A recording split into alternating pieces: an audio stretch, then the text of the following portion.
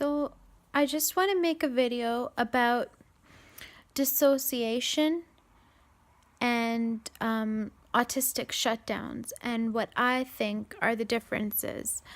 Keeping in mind that I'm unqualified and uneducated on the subject, I'm just speaking based on my own experiences. So I know there's a segment of researchers and parents who believe that autism is just a result of abuse and like a fractured self, and there's a way to integrate that self, and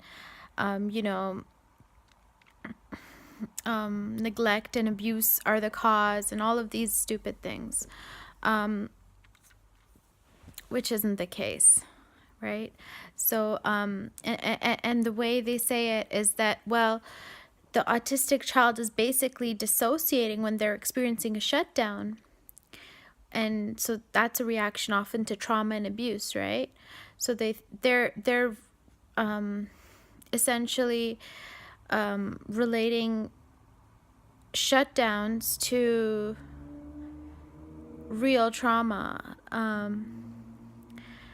but just speaking as an autistic person and as a person with an autistic child, I know the difference. I've experienced both, and I know I know for sure which is which.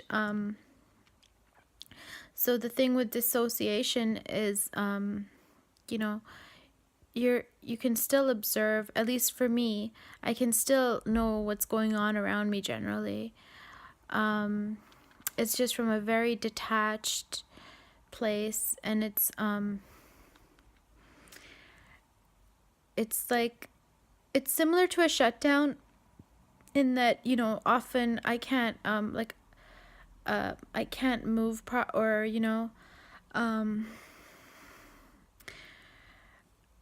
like with the shutdown you're also kind of spaced out. But at least for me and what I've seen of my child, like a shutdown is more a reaction to sensory overload, and it's not caused by psychological torture. And shutdowns are very regular and they're to be expected. Like, say, if I go to the park with my kids, or do something kind of out of the ordinary, out of routine, I know, or at least when it happens, I know that's because of, because I did something out of my routine and, experienced sensory overload and whatever. And, like, it's to be expected. I have a shutdown because it's just like my mind and my body weren't expecting it. So then in the moment, yeah, I'll get through it. But later, it's just like exhaustion, right?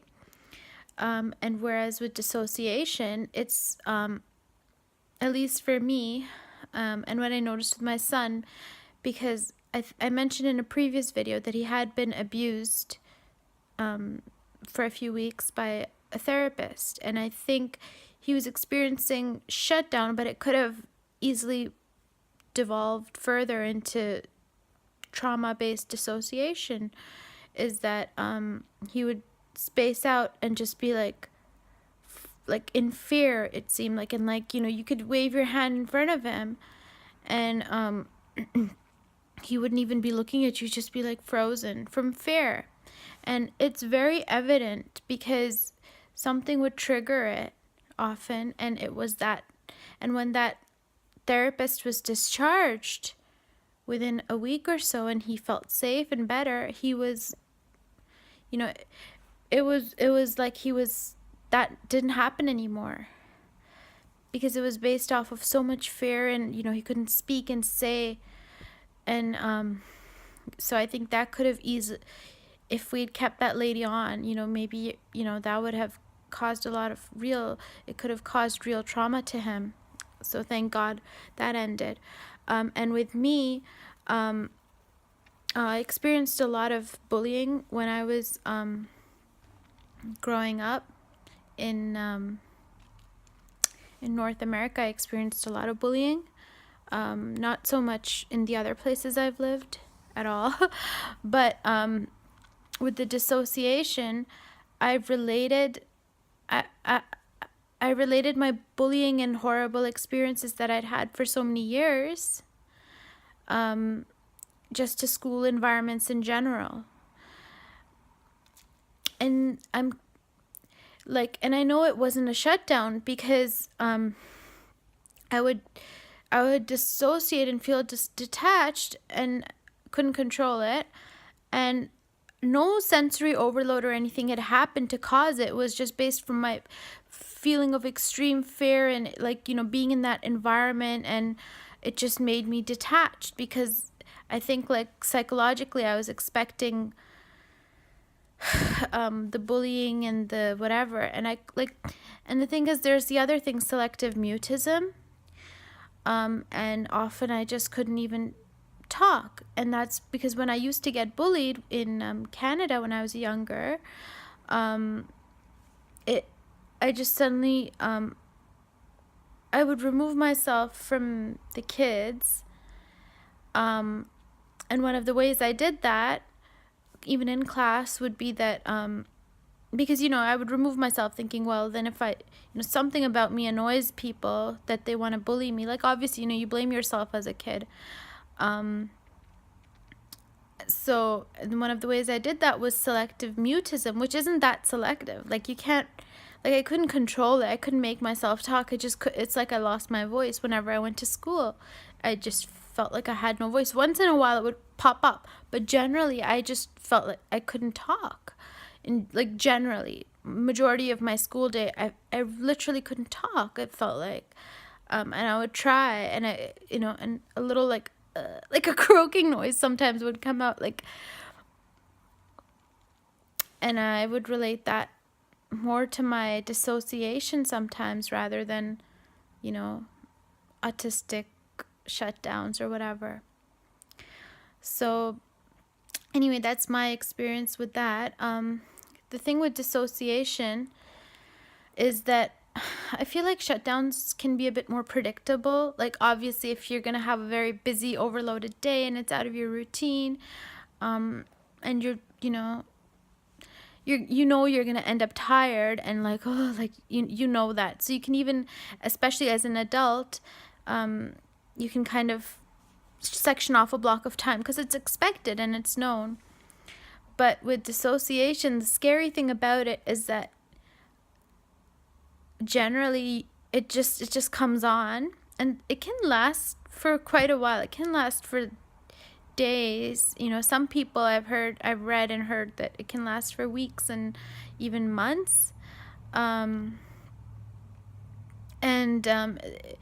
can't, so it's unexpected and you don't know the duration, and it just feels really scary. But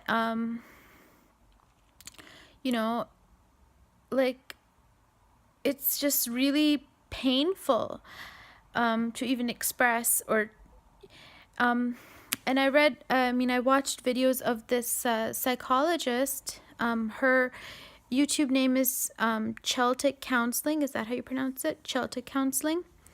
And she said dissociation is a gift, and when you should daily maintain journals. One is a time journal, and you say what your priority is, and she explained 4 things that you write every single day, and it'll help you see what the dissociation is trying to tell you. So she was saying you can use it as a way to heal or recover from whatever caused it.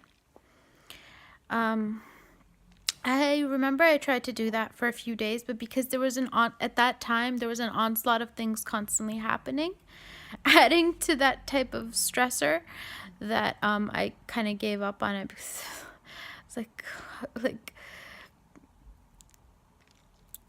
yeah. So I think they can overlap, of course, the two, but I do think they're very distinct things.